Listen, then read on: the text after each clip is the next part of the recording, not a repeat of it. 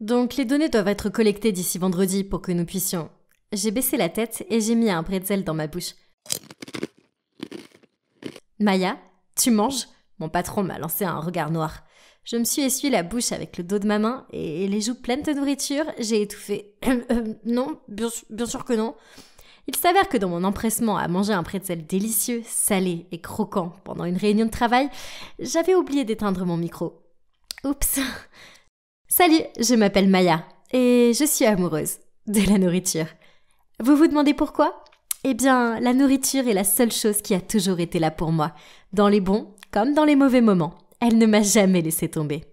Il suffit d'un hamburger avec un supplément de fromage et d'un cheesecake au caramel salé pour que je sois une fille heureuse. Ah, j'en salive rien qu'en y pensant. Mais mon amour de la nourriture a failli tout me coûter. Et voici comment. Donc, après l'incident du bretzel, mon patron m'a virée. Ouais, c'est dur, je sais. Je n'avais donc plus de travail. Et par conséquent, plus d'argent pour acheter de délicieux snacks. Quelle déception. Un soir, j'étais étendue sur le canapé en regardant un film et rêvais de manger un sundae triple chocolat. Quand Jack, mon petit ami, s'est assis à côté de moi avec un énorme bol de bonbons et a commencé à me parler de la fête d'anniversaire de son collègue de travail. Oh, des bonbons. J'en ai attrapé une poignée et j'ai commencé à m'en mettre plein la bouche. Merci Jack, il connaissait le chemin vers mon cœur. Entre deux grignotages, je lui ai demandé « Est-ce que tu peux y aller accompagner ? Je veux venir avec toi, s'il te plaît. » Il a haussé les épaules et a dit « Bien sûr. » J'ai applaudi avec nos mains collantes. Oh, une fête! C'était tellement génial, car les fêtes signifiaient qu'il y aurait de la nourriture et beaucoup de nourriture. Dès que nous sommes arrivés, je me suis dirigée vers la table du buffet. Oh mon Dieu, c'était incroyable! Il y avait des clubs sandwich, des mini-pizzas et des bols de salade de pommes de terre. J'ai soulevé tout le bol de service et j'ai commencé à mettre la nourriture à la cuillère dans ma bouche. Puis, une femme est apparue à côté de moi, fronçant les sourcils. Elle a dit « Excusez-moi, pourriez-vous ne pas manger dans le bol de service ?» À la bouche pleine, j'ai répondu « Oh, désolée, c'est tellement bon. » Puis j'ai reposé le bol et pris une poignée de chips. Alors qu'elle s'éloignait, je l'ai entendue marmonner dans son souffle. Quelle gourmande! Finalement, Jack a attrapé mon bras et m'a fait sortir de là. Il boudait et pouvait à peine croiser mon regard. Alors, je lui ai demandé ce qui se passait. « Qu'est-ce qu'il y a ?» ai-je grogné. « Est-ce que tu as besoin de demander ? Tu restes assise toute la journée à manger tout ce qu'il y a dans les placards, puis, quand je t'amène à une fête de mon collègue, tu monopolises le buffet. C'est tellement embarrassant. » Ça m'a gonflé. Je suppose que je devrais avoir un peu plus de self-control avec la nourriture dans une fête. Et je suppose que j'avais besoin de trouver un travail. De plus, avoir plus d'argent signifiait que je pouvais acheter de meilleurs snacks. Et je n'aurais pas à continuer à prendre ceux de Jack. J'ai donc trouvé un emploi à temps partiel au cinéma de mon quartier, au comptoir à popcorn. Oh, cette odeur sucrée et beurrée du popcorn, comme je l'adorais. Je ne pouvais pas m'en empêcher. Il était là à me regarder, toute sa chaleur dorée et collante. Alors, entre deux services à un client, je l'ai fourré furtivement dans ma bouche. « Qu'est-ce que tu fais ?» Mon cœur s'est arrêté en entendant une voix familière derrière moi. Je me suis retournée et je me suis retrouvée face à face avec mon manager. J'ai nié immédiatement. Je ne faisais rien, alors que du popcorn sortait de ma bouche. Il m'a crié dessus et m'a accusé d'avoir mangé tous les bénéfices. Tellement injuste. Alors, vous l'avez deviné, j'ai été virée. Une fois de plus. Je suis arrivée à la maison plus tôt que prévu, le visage taché de larmes, avec un sac rempli de mes friandises au chocolat préférées pour me réconforter. Jack m'a regardée depuis le canapé et m'a demandé ce qui se passait. Je me suis effondrée à côté de lui. J'ai retiré l'emballage d'une barre de chocolat et j'ai dit « Je me suis encore fait virer. Je n'ai pas pu m'en empêcher. C'est du popcorn, c'est trop savoureux. Est-ce que ce monde a besoin d'être aussi cruel ?» Puis j'ai pris une bouchée de chocolat. Délicieux. Jack a secoué la tête, puis m'a dit en soupirant « Maya, admets-le, c'est ta gloutonnerie qui te met dans le pétrin. Et alors, j'aime manger. C'est tout, je ne fais de mal à personne. » J'ai fini la barre de chocolat et j'ai commencé à déballer la suivante. Jack a secoué la tête et est parti. C'est pas grave, je n'avais pas besoin de son soutien puisque j'avais du délicieux chocolat pour me réconforter. Miam. Un jour, Comme d'habitude, j'ai cherché des snacks dans la maison. Mais non, il n'y en avait plus.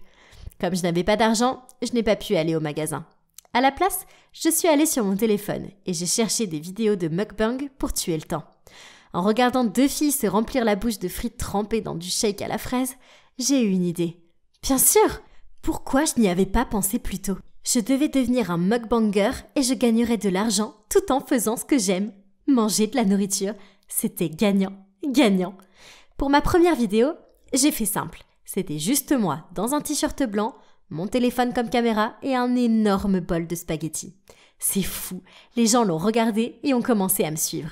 Après quelques vidéos, ma popularité a augmenté et mes spectateurs ont commencé à me donner de la nourriture et de l'argent. C'était complètement fou. Mais avec ces choses sont venues les demandes de vidéos, comme manger 3 buckets de poulet frit et 10 assiettes de riz frit recouverts de mayonnaise.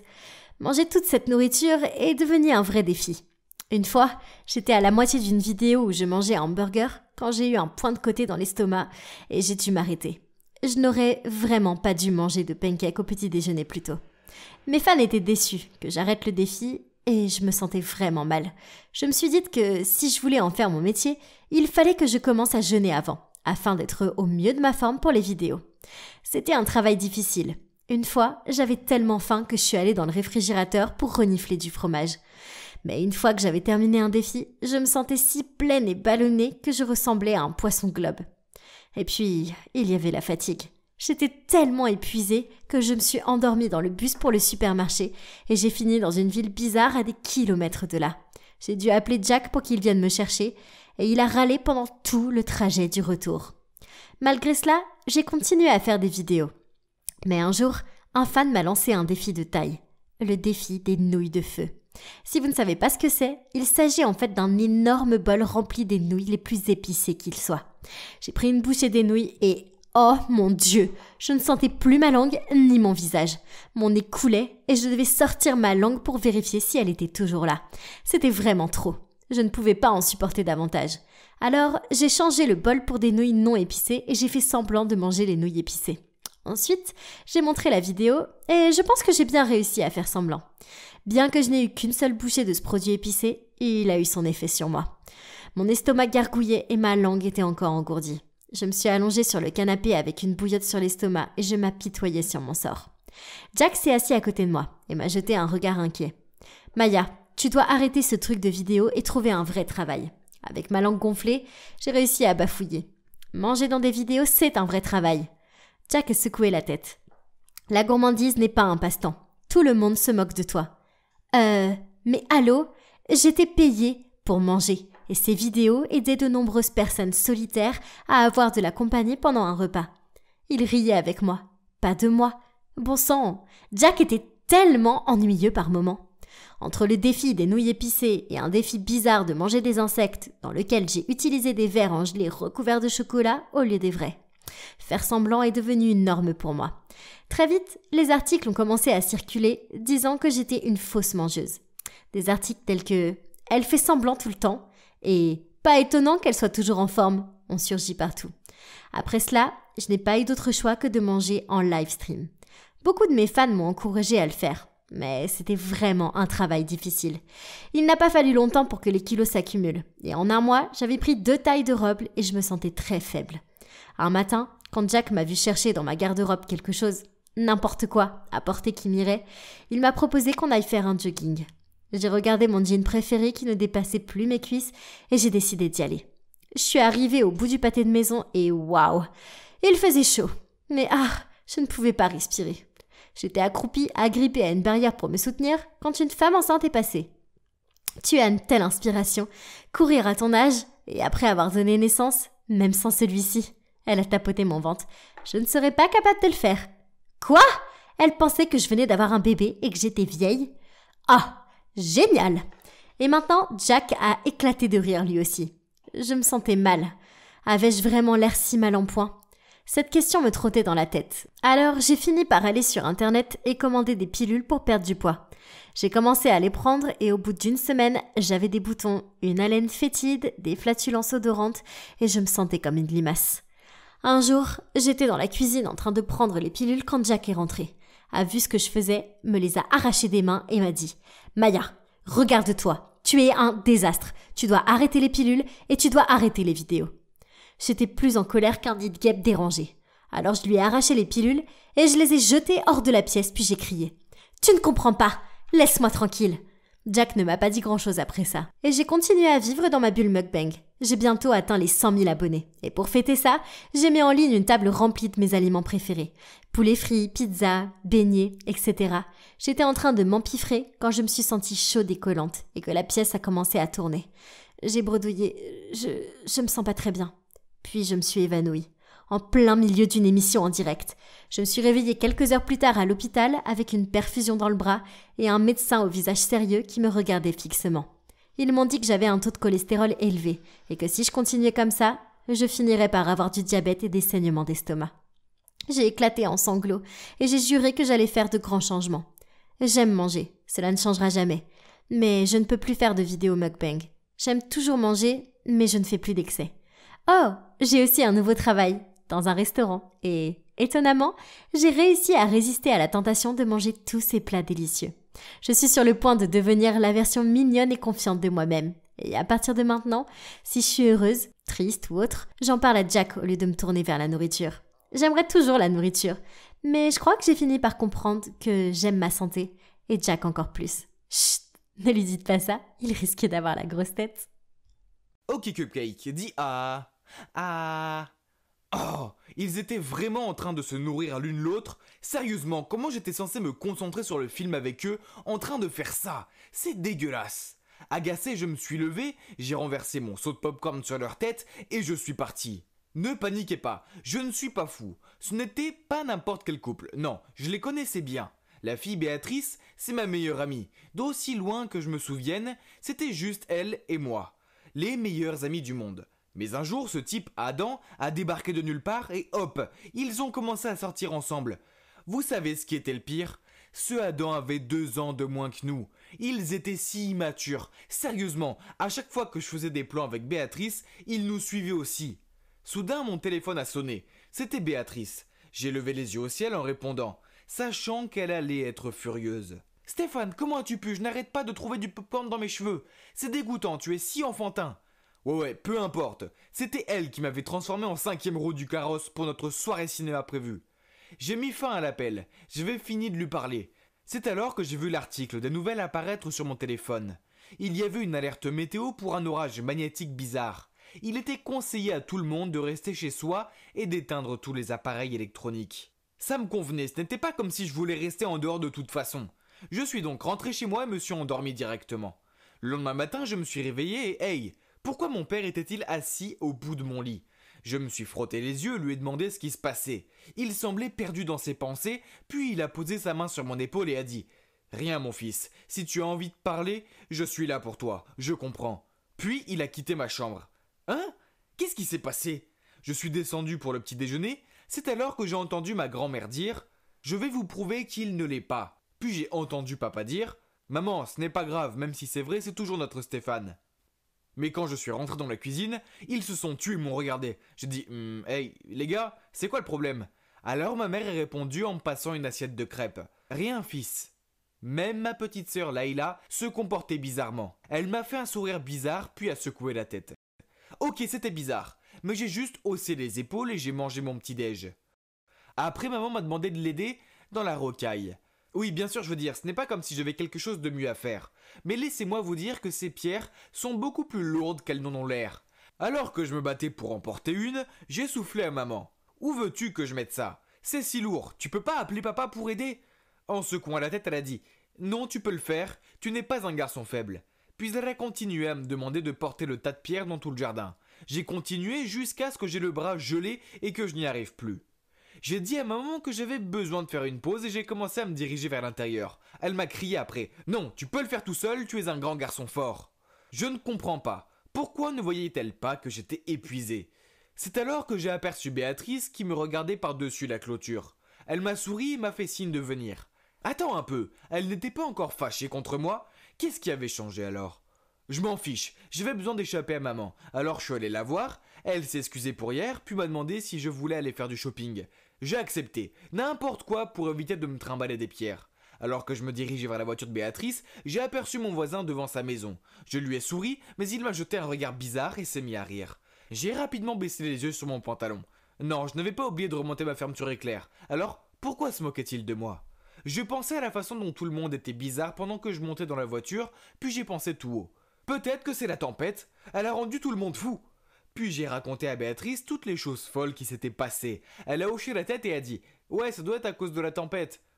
C'était logique, parce que j'avais lu des articles sur les orages magnétiques et comment ils pouvaient avoir un impact sur l'humeur des gens et tout ça.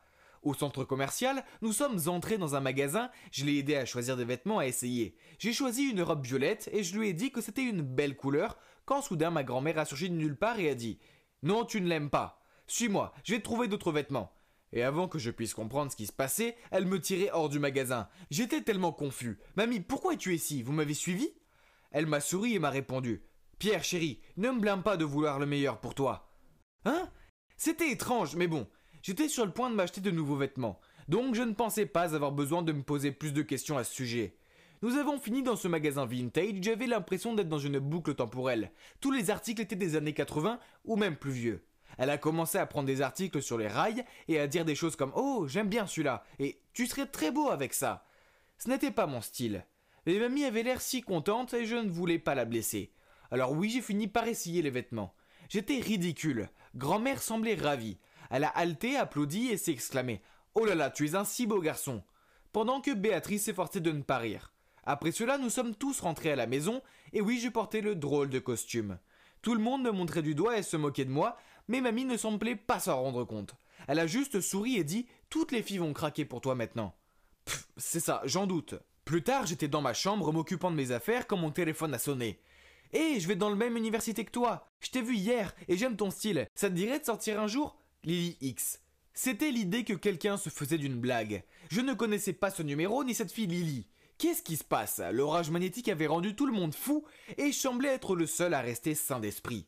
J'ai immédiatement répondu par texto que je n'étais pas intéressé. Mais bon sang, cette fille était têtue et elle n'arrêtait pas de m'envoyer des textos. Le jour suivant, le comportement bizarre de mamie a continué, ce qui me stressait. Elle n'arrêtait pas de jeter des regards bizarres sur moi et de murmurer des choses à maman à mon sujet. Et puis une fois, elle m'a suivi alors que je me rendais au magasin et m'a demandé pourquoi je ne portais pas la tenue qu'elle m'avait achetée. Quand je lui ai dit qu'elle était dans la blanchisserie, elle a eu l'air contrariée, à secouer la tête et à marmonner quelque chose comme quoi je ne trouverais jamais une gentille jeune fille avec mes vêtements délabrés. J'ai essayé d'en parler à Béatrice, mais vous l'avez deviné, elle était trop occupée avec Adam pour parler. Alors dans ma solitude, je me suis tourné vers Lily. Elle a été très gentille et m'a dit que ma grand-mère avait probablement une crise de vieillesse. Car la même chose était arrivée à sa grand-mère et que nous devrions nous rencontrer dans le parc pour en discuter. J'ai accepté de la rencontrer et pendant que j'attendais qu'elle se montre, un type au look de star du cinéma s'est approché. Au début, j'ai cru qu'il allait me demander le chemin ou quelque chose comme ça. Mais ensuite, il a dit d'une voix charmeuse « Hey, tu es à l'heure !» Puis avant que je puisse dire quoi que ce soit, il a continué. « C'est moi, Lily. » Mais qu'est-ce qui se passe? C'était insensé. Je lui ai demandé « Ok, alors, à quel jeu tu joues ?» Il a eu l'air confus puis a secoué la tête et a dit « Je veux juste passer du temps avec toi ». Puis il s'est rapproché de moi et s'est appuyé sur mon épaule. Je l'ai repoussé et j'ai fait un pas en arrière. « Oh non, non, je ne suis pas gay ». Il a froncé les sourcils en me regardant puis a crié « Quoi? Tu l'es? Tout le monde sait que tu l'es !» Je suis resté là perplexe quand j'ai vu arriver ma sœur, Laïla. Je lui ai demandé « Mais qu'est-ce que tu fais ici ?» Avec un sourire fendu jusqu'aux oreilles, elle a dit « Je teste juste si tu es gay ou pas. » Et j'ai la réponse « Tu ne l'es pas. » Maintenant, je vais devoir le dire à maman et à mamie. Puis elle a sorti son téléphone. J'ai attrapé sa main et je lui ai dit « Attends, quoi, gay? Qui a dit ça? Qu'est-ce qui se passe ?» Je parle de la rumeur, il y a quelques jours, le voisin a dit maman que tu étais gay. Papa l'a bien pris, mais maman et mamie ne l'ont pas bien pris. Bref, je leur ai dit que je voulais en avoir le cœur net. Au début, je pensais que tu l'étais, parce que tu n'étais pas intéressé par Lily. Mais maintenant, elle a regardé le gars. Mon ami Léo a confirmé que tu ne l'es pas. Ok, c'était fou, mais d'où venait cette rumeur? J'ai demandé à ma sœur et elle a répondu « Oh, ils l'ont entendu de Adam. » Adam, mais c'était louche. Alors je suis allé chez Béatrice pour avoir des réponses. Dès qu'elle a ouvert la porte, j'ai levé un sourcil et je lui ai demandé « Alors Béatrice, tout le monde pense que je suis gay et apparemment c'est à cause d'un truc que Adam a dit. Est-ce que tu saurais quelque chose à ce sujet ?» Elle a rougi. « Stéphane, je suis désolé. Adam était tellement jaloux de toi que j'ai fini par lui dire que tu étais gay juste pour qu'il soit d'accord pour qu'on sorte ensemble. » J'ai serré les dents de colère puis j'ai crié « Je n'arrive pas à croire que tu aies ruiné notre amitié pour ce type. Tu préférais prendre de fausses rumeurs sur moi plutôt que de mettre un peu de bon sens dans la tête de ton ridicule petit ami. Tu es tellement égoïste. Dans ce cas, va vivre heureuse avec lui comme tu le souhaites, je resterai hors de votre chemin. Et je suis parti en vitesse. Plus tard, elle a essayé de m'appeler, mais j'ai éteint mon téléphone. Le lendemain matin, je me suis réveillé et j'ai vérifié mes médias sociaux pour voir apparaître une notification de Béatrice. Elle avait écrit un long post pour dire la vérité à tout le monde et pour s'excuser auprès de moi. Perplexe, je suis descendu pour prendre mon petit déjeuner, tout en me demandant si je devais lui pardonner. Puis j'ai vu que Béatrice était assise dans le salon. Maman a dit qu'elle était venue tôt le matin pour s'excuser auprès de moi et de ma famille. Allez mon chéri, elle sait ce qu'elle a fait de mal, m'a chuchoté maman, avant de nous laisser tous les deux seuls. Béatrice s'est approchée de moi. Stéphane, je suis vraiment désolé d'avoir été une ordure. Tu es mon meilleur ami et Adam va devoir l'accepter ou le refuser. Je peux trouver un autre petit ami et je ne veux jamais perdre un ami comme toi. Elle m'a tendu les bras, j'ai hésité puis on a fini par s'enlacer. Ainsi, Béatrice et moi sommes à nouveau meilleurs amis. Ma famille, elle, est redevenue aussi folle qu'avant. C'est vrai que ce n'était pas cool de la part de Béatrice de lancer une rumeur sur moi. Mais si j'étais gay, qu'est-ce que ça ferait? J'ai dit à mamie et à maman. Je suppose qu'elles sont toutes les deux vieux jeux et qu'elles doivent s'adapter un peu plus à notre époque et réaliser que ça n'a pas d'importance que j'aime les filles ou les garçons. Puisque dans tous les cas, je suis toujours moi, le même vieux Stéphane. Et à la fin de la journée, oui, je suis ce gars qui pensait que l'orage magnétique rendait tout le monde fou. Une chose est sûre, Béatrice ne me laissera jamais oublier ça. Haha. Tout ce que nous pouvons faire maintenant, c'est prier, a dit le médecin en quittant la pièce. J'ai regardé Thomas allongé sur le lit d'hôpital, entouré de matériel médical, et j'ai senti mon cœur s'effondrer. Puis Jacqueline s'est approchée de moi et m'a dit « Daniel, je pense que tu devrais peut-être rentrer chez toi et te reposer. Il n'y a rien que tu puisses faire pour l'instant. » Oui, Jacqueline avait raison. Je devais être plus fort que jamais. Et en fait, si elle n'avait pas été là, je n'aurais probablement pas réussi à traverser cette période de folie. Bien que Jacqueline soit une nouvelle venue de notre service, nous étions devenus très vite proches, et je lui en étais très reconnaissant. J'ai souri à Jacqueline et lui ai proposé de la raccompagner chez elle. Puis, je suis allé voir mon pote Lucas. Il venait de rentrer de son séjour à l'étranger. Nous étions amis depuis des années. Nous nous sommes rencontrés pour la première fois à une marche de la fierté. Il était bisexuel, j'étais gay. Du moins, je l'avais été. Mais maintenant, je n'en étais plus si sûr. Vous voyez, j'ai réalisé que chaque fois que j'étais avec Jacqueline, mon cœur battait plus vite que d'habitude. Est-ce que c'est possible que... J'étais tellement perdu dans mes pensées que je n'ai même pas vu Lucas ouvrir la porte. Il m'a regardé et a dit « Mec, qu'est-ce qui ne va pas chez toi? On dirait que tu avais un fantôme. » Je lui ai dit que j'avais de gros problèmes et que j'avais vraiment besoin de ses conseils. Allongé sur son canapé, j'ai expliqué que mon petit ami Thomas était à l'hôpital, mais que j'avais commencé à avoir des sentiments pour une fille, Jacqueline. Lucas m'a regardé avec de la sympathie dans les yeux, puis il m'a donné un coup de coude et m'a dit « Daniel, bienvenue dans ma vie. C'est normal d'avoir des sentiments pour les hommes et les femmes. C'est normal. » Je lui ai demandé ce que je devais faire, et il m'a répondu que je devais simplement écouter mon cœur et le laisser décider. Puis il m'a fait un clin d'œil et m'a demandé de voir une photo de cette fille qui me rendait bi. J'ai ouvert mon téléphone et je lui ai montré. Et il a eu l'air choqué. Il a écarquillé les yeux et je lui ai demandé s'il la trouvait sexy aussi. Mais il a alors dit quelque chose qui m'a refroidi le sang. C'est mon ex-copine, mec. Waouh, quoi? Ça ne peut pas arriver. Ensuite, Lucas m'a raconté qu'ils sortaient ensemble et qu'il avait même fixé une date de mariage. Mais qu'il s'était passé quelque chose et qu'ils avaient rompu. C'était trop bizarre. Quelles étaient les chances pour que ça arrive? Je voulais lui demander comment elle était et pourquoi ils avaient rompu, mais d'après son regard, c'était trop douloureux pour en parler. En plus, ça me mettait un peu mal à l'aise. J'ai à peine pu dormir cette nuit-là, m'inquiétant pour Thomas et pensant à Jacqueline et Lucas. C'était si étrange. Le lendemain, alors que je me concentrais sur mon travail, mon directeur est soudainement venu me dire « Daniel, félicitations, tu te débrouilles si bien, je ne m'attendais pas à ce qu'un membre de ton équipe réussisse à être promu si rapidement. » Hein? Mais de quoi parlait-il? Personne n'avait été promu? J'étais si confus. Il a remarqué mon air perplexe et a dit « Tu ne savais pas, Jacqueline a repris le rôle de Thomas, en tant que directrice. » Quoi? Comment c'est arrivé? Je l'ai regardé avec surprise et il a continué. La rumeur dit que Jacqueline est la fille du président. Il est donc normal qu'elle prenne la relève. Elle a clairement bien caché son identité, n'est-ce pas? Puis il a juste ri et est parti. Attendez, si Jacqueline était la fille du président, cela signifie qu'elle était liée à Thomas. Elle était la sœur de Thomas? Non? Mais ce n'est pas possible. Elle avait agi comme si elle ne le connaissait pas à l'hôpital ce jour-là. J'ai rapidement couru pour la trouver et lui dire « Hey Jacqueline, pourquoi tu ne m'as pas dit que tu étais la sœur de Thomas? Tu sais que ton frère et moi sommes amoureux, pourquoi tu me l'as caché ?» Jacqueline soupire et répond « En fait, je ne voulais pas te le cacher, mais mes parents m'ont envoyé pour aider Thomas à diriger l'entreprise. Je n'ai aucune expérience et je voulais que tout le monde me traite comme une nouvelle recrue et que je puisse apprendre. C'est pourquoi j'ai caché mon identité. Je suis vraiment désolé. » Je suppose qu'elle a fait la bonne chose. Comme j'avais entendu beaucoup de ragots dans mon dos quand j'ai commencé à sortir avec Thomas, alors j'ai sympathisé avec elle. Mais maintenant, tout avait un sens. La raison pour laquelle j'avais le béguin pour Jacqueline, c'est qu'elle ressemblait tellement à Thomas.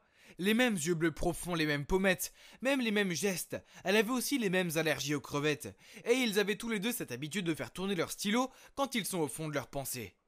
Comment n'avais-je pas remarqué cela avant?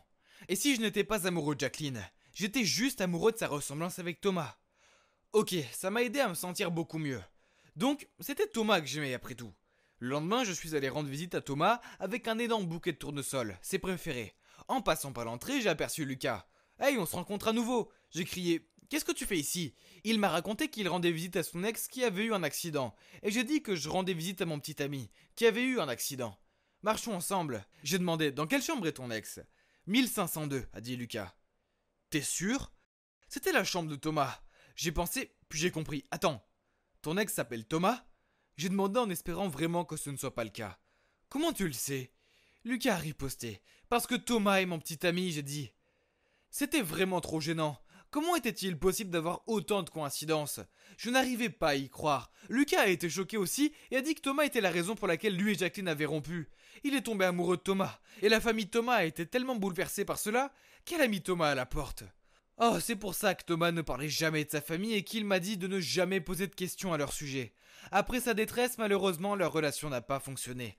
Alors Lucas a fait ses valises et a décidé d'aller étudier à l'étranger pour prendre un nouveau départ. Oh mon Dieu, c'était beaucoup à digérer. Je n'ai pas pu m'empêcher de me demander comment Jacqueline s'est sentie quand elle a découvert que son futur mari était amoureux de son frère. Lucas et moi étions choqués tous les deux, mais pas autant que nous allions l'être un moment plus tard. Nous étions sur le point d'entrer dans la chambre de Thomas quand nous avons entendu la voix de Jacqueline. Elle parlait d'un ton méchant en disant « Thomas, attends un peu! Comment te sentirais-tu quand ton petit ami tombera amoureux de moi? Ça va être douloureux, non? Je vais le pousser à te quitter et je te rendrai la monnaie. Après tout ce que tu m'avais fait. Il est temps de goûter à ton propre poison. » Je me suis figé quand je l'ai entendu dire ça. Je me suis tourné vers Lucas et il était tout aussi choqué que moi. Soudain, il a franchi la porte et je le suivis en trombe. Jacqueline a failli tomber de sa chaise de surprise en nous voyant. Pourquoi? Pourquoi êtes-vous ici ensemble? A-t-elle dit. Hey, étrange, dit Lucas. Allez, Jacqueline, laisse tomber, ça fait longtemps. C'était fini entre nous, laisse tomber, et passe à autre chose. Lucas était tellement en colère, mais Jacqueline s'est contentée de rire et de dire « Reprends-toi, Lucas, il ne s'agit pas de toi, je n'ai plus de sentiments pour toi. Je veux juste me venger de mon frère. » C'était si cruel de sa part de te voler et de ruiner ma vie comme ça. Puis les yeux pleins de haine, elle s'est retournée pour regarder le pauvre Thomas étendu là. J'étais furieux, j'ai réalisé exactement ce que Jacqueline faisait. Flirter délibérément avec moi pour m'éloigner de Thomas. Comment a-t-elle pu? Je l'ai confrontée sur le champ. Qu'est-ce qui ne va pas chez toi? Pourquoi tu me traites comme ça? Et ton pauvre frère? Je ne m'attendais pas. Mais avant que je puisse continuer, elle m'a interrompu et a dit « Daniel, attends, écoute-moi s'il te plaît. C'est vrai que c'était mon intention au début, mais ensuite je suis tombée amoureuse de toi. Et je pensais que tu commencerais à tomber amoureux de moi aussi. Je suis vraiment désolé. » Jacqueline a alors essayé de me prendre la main, mais j'étais dégoûté. Je l'ai repoussé et j'ai dit « Éloigne-toi de moi, je ne veux plus te voir. » Jacqueline a commencé à pleurer, mais j'étais trop bouleversé pour être dérangé. J'étais tellement horrifié qu'elle ait pu faire ça. J'étais déçu de moi aussi, d'être tombé dans son piège. Pauvre Thomas, il ne méritait pas du tout ça. Je l'ai regardé fixement allongé sur le lit d'hôpital, et s'il le savait. J'ai continué à le fixer et je jure avoir vu ses doigts tressaillir. Oh mon Dieu, il se réveillait. Lucas est rapidement allé chercher le médecin, tandis que je restais avec Thomas et essayais de lui parler. Thomas, tu es réveillé? Les médecins ont fait quelques tests et ont dit que Thomas avait finalement repris conscience et qu'il allait bientôt se réveiller correctement. Lucas et moi étions aux anges, j'étais tellement soulagé qu'il aille bien, et il semble que Jacqueline ait ressenti la même chose, car elle se tenait silencieusement dans un coin de la pièce, des larmes coulant de ses yeux jusqu'au coin de sa bouche, qui s'est révélée en un sourire le plus subtil. Et comme prévu environ une semaine plus tard, Thomas a ouvert les yeux. Je n'ai jamais été aussi heureux de ma vie. Il a commencé la thérapie physique et j'ai passé beaucoup de temps à l'aider. Bien sûr, Lucas est venu me rendre visite aussi. Et nous avons tous bien ri de la façon dont nous étions liés. Ça devait être le vrai destin, car appeler ça des coïncidences serait un euphémisme. Quant à Jacqueline, elle avait juste disparu. Mais quelques jours plus tard, alors que Thomas, Lucas et moi discutions à l'hôpital, un email est apparu sur mon téléphone. C'était Jacqueline, et elle disait qu'elle était tellement désolée pour ce qu'elle avait fait, et qu'elle espérait que Thomas et moi pourrions lui pardonner. Elle a ensuite dit qu'elle nous souhaitait que du bonheur. J'ai dit à Thomas et Lucas la bonne nouvelle, et nous étions tous si soulagés. Peut-être que nous pourrions tous être amis après tout. Je veux dire, Jacqueline pourrait devenir ma belle-sœur un jour, n'est-ce pas? La vie peut être si drôle. Je suis content que Lucas soit apparu à ce moment-là, et que tout ait été révélé au grand jour. Je ne me serais jamais pardonné si j'avais quitté Thomas pour sa sœur. Thomas a toujours été le bon pour moi. C'était le 31 mars, un jour ordinaire, pas vrai? Eh bien oui, mais pas le lendemain, non, car c'était le jour du poisson d'avril. Un farceur comme moi attend toute l'année, ce jour où je peux faire des blagues aux gens sans qu'ils soient fâchés contre moi. J'ai planifié mes tours depuis des mois, et ça va être tellement amusant. Je me suis tournée vers ma meilleure amie Aya, et avec un sourire sournois, j'ai dit « Tu n'as qu'à attendre demain, mes idées de farce vont être légendaires !» Je pensais qu'Aya voudrait en savoir plus, mais non. Elle s'est contentée de dégager sa frange du visage et a soupiré. « Rose, pourquoi tu ne laisses pas tomber cette année? Soyons réalistes, personne ne trouve tes blagues drôles, seulement gênantes et agaçantes. »« Quoi? Pas possible, ce n'est pas vrai. Les gens adorent mes farces. » Aya a continué. « Tu te souviens de ta blague du crayon sur Elsa l'année dernière ?» J'ai hoché la tête et j'ai laissé échapper un grognement. Comment pourrais-je oublier cette farce? Car elle était si drôle. J'ai coupé le crayon de Elsa en deux, j'ai rempli son manche d'encre, puis je l'ai recollé comme neuf. Et voilà, une explosion d'encre pendant un examen ennuyeux. Elsa a beaucoup pleuré parce qu'elle a raté son test de biologie et a dû le repasser. J'ai haussé les épaules. C'était techniquement vrai, mais c'était quand même drôle. Et la fois où tu as échangé la musique des équipes de Pom-Pom Girl contre du heavy metal et que tu les as ridiculisés au match de basket? Elle a froncé les sourcils. Bon sang, arrête d'être un rabat-joie. Je fais en sorte que l'expérience du lycée soit mémorable pour tout le monde. Soyons honnêtes, personne ne se souviendra des contrôles ennuyeux et des matchs de basket fastidieux sinon. J'étais trop occupée à parler pour remarquer le ballon qui filait dans les airs jusqu'à ce qu'il me frappe en plein sur la tête. Aïe! Tout est devenu noir et je me suis effondrée. J'ai ouvert les yeux et j'ai vu Aya et d'autres enfants qui me regardaient bouche bée. Puis, mon professeur s'est précipité et les a dispersés. « Rose, tu vas bien ?» Elle et Aya m'ont aidée à m'asseoir, et pendant que je me frottais la tête, j'ai répondu « Oui, je vais bien, mais j'ai un peu le vertige. » L'enseignante a pensé que ce serait mieux si je rentrais tôt à la maison, alors elle a dit à Aya de me raccompagner. J'étais si fatiguée, mais je savais que dormir, alors que je pouvais avoir une commotion cérébrale, était une mauvaise idée. Alors, je me suis détendue et j'ai regardé un film dans ma chambre jusqu'à ce que maman rentre du travail. D'accord, j'avais mal à la tête et la pièce tournait encore, mais il était hors de question de laisser ce petit accident gâcher mon grand jour. J'avais des projets à faire, alors j'ai pris mon carnet et j'ai vérifié mes idées de farce et ma liste d'accessoires. Le lendemain matin, je me suis réveillée très tôt et youpi, le vertige s'était arrêté. Waouh, aujourd'hui était le grand jour, que les farces commencent. J'avais dit à Aya de me retrouver plus tôt pour avoir le temps de préparer mes farces. Mais à ma grande déception, elle est arrivée à l'heure habituelle. Je me suis précipitée vers elle et j'ai tapoté ma montre. « Quelle heure tu appelles ça? Maintenant, je vais être en retard sur le planning. » Elle m'a jeté un regard perplexe. « Pourquoi faire?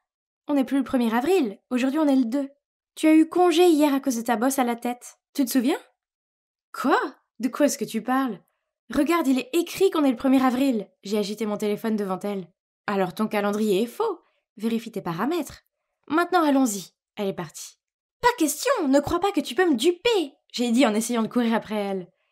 Dès que je suis arrivée à l'école, j'ai rejoint mes amis à la cantine pour le petit déjeuner. Et Célia m'a regardée et a dit « Comment ça va la tête ?» Je lui ai dit que ça allait et je lui ai passé un Oreo. Elle l'a mangé sans hésiter. Mais après une bouchée, elle l'a recraché dans sa main. « Burk, c'est quoi ça? Burk !» Je lui ai ri au nez et lui ai dit « Ah, c'est du dentifrice pris en sandwich entre des biscuits Oreo. Ok, je suis désolée. Bois ça. » Puis je lui ai passé une bouteille de cola. Elle a pris une grande gorgée puis l'a immédiatement recrachée. « Hé, c'est dégueulasse !»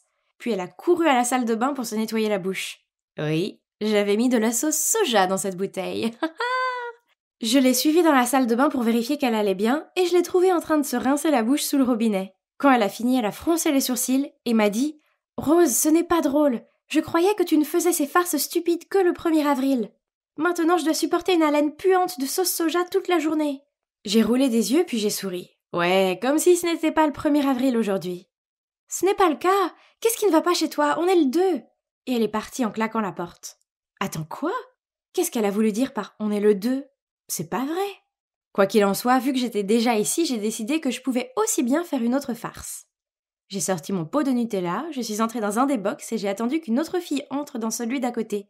Je lui ai demandé « Hé, excuse-moi mon amie, vous aviez du papier toilette là-dedans ?» Elle a été gentille et a répondu « Bien sûr !» Puis elle me l'a passé. J'ai rapidement mis du Nutella sur ma main, puis je l'ai frotté sur sa main à elle aussi. Oups! Oh là là, elle a crié si fort que je n'ai pas pu retenir mon rire. « Burk, qu'est-ce que c'est? Si dégoûtant! Espèce de monstre !» Puis elle est sortie en courant pour se laver la main. Je suis sortie. « Relax, ma fille. C'était juste une farce pour le jour des fous. Juste du Nutella. » Mais elle a ricané en retour. « Tu es folle! Et c'est déjà le 2. Bon sang, mais qu'est-ce qui ne va pas chez toi ?» Et elle est partie. Ok, donc c'était bizarre. Pourquoi tout le monde agissait comme si c'était le 2 avril? En allant en cours, j'ai revérifié mon téléphone. Ouais, c'était le 1er avril. Ok, j'ai compris. C'était la tentative stupide de tout le monde de me duper. Bien essayé, mais ça ne marchera pas. Comme on était le 1er, ça voulait dire que c'était l'heure du cours de maths. J'ai pris ma place en classe et j'ai attendu. Mais pourquoi Monsieur Simon, le professeur de chimie, est-il entré? Il nous a dit de nous préparer pour notre prochaine leçon dans le laboratoire. Hein? Qu'est-ce qui se passait? J'étais si confuse. C'était l'emploi du temps de demain, non? Puis, il s'est assis sur la chaise sans aucun soupçon et...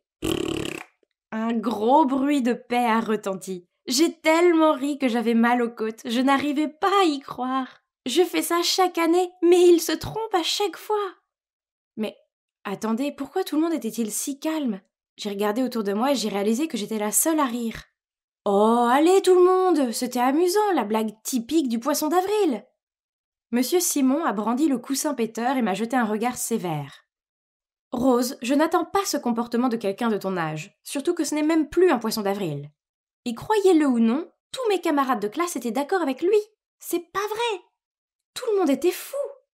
Non, c'est le 1er avril, je le sais, vous mentez tous, ai-je répondu en panique avant de rassembler mes affaires et de sortir de la classe en courant. J'avais vraiment besoin d'un peu d'espace pour réfléchir à tout cela. Tout était tellement fou. Je n'aurais pas pu m'évanouir pendant toute une journée, n'est-ce pas? Ou bien la balle m'a frappé si fort que j'ai perdu la mémoire? Je me souviens d'avoir dîné, puis d'avoir veillé tard pour planifier mes farces, et je sais que j'étais fatiguée, mais ce n'était pas possible. C'était eux les fous, pas moi. Bref, c'est l'heure du labo, j'étais la dernière à entrer, je me suis assise à mon banc et j'ai commencé l'expérience. Je suppose que je ne me concentrais pas correctement. Alors que je versais le produit chimique dans le bécher, boum! L'instant d'après, j'étais couverte d'une étrange poudre verte. Pourtant, personne ne riait, au contraire. Ils me regardaient tous et me demandaient si j'allais bien. Puis Monsieur Simon leur a demandé à tous « Pourquoi cette bouteille de produit chimique est-elle ici? Quelle erreur !» Embarrassée, j'ai couru à la salle de bain pour me nettoyer le visage. Bon sang, je ressemblais au Grinch. C'était super difficile à enlever en frottant. Aïe! J'espérais ne pas garder cette couleur pour toujours. Mais était-ce une blague de quelqu'un? Mais si c'est le cas, pourquoi personne n'a ri? J'aurais sûrement ri à leur place. Finalement, la poudre verte a commencé à se détacher et je suis retournée en classe. Sur le dessus de mon sac à dos, il y avait une note pliée avec mon nom dessus. Je l'ai ouverte. Salut Rose, il y a quelque chose d'important que je veux te dire. Retrouve-moi dans le hall après le cours. Marcel, X.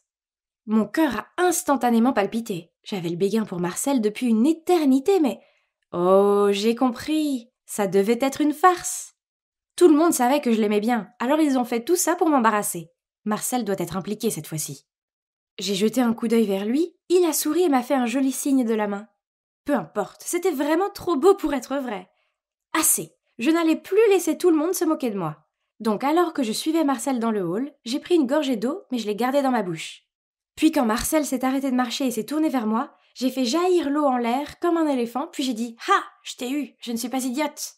Il s'est essuyé le visage sur le revers de sa manche, puis m'a regardé droit dans les yeux et a dit « Rose, j'ai des sentiments pour toi. » J'ai attendu jusqu'à aujourd'hui pour te le dire, car je ne voulais pas le faire hier, le jour du poisson d'avril, car tu aurais probablement pensé que c'était une blague. Alors pourquoi me faire ça à moi?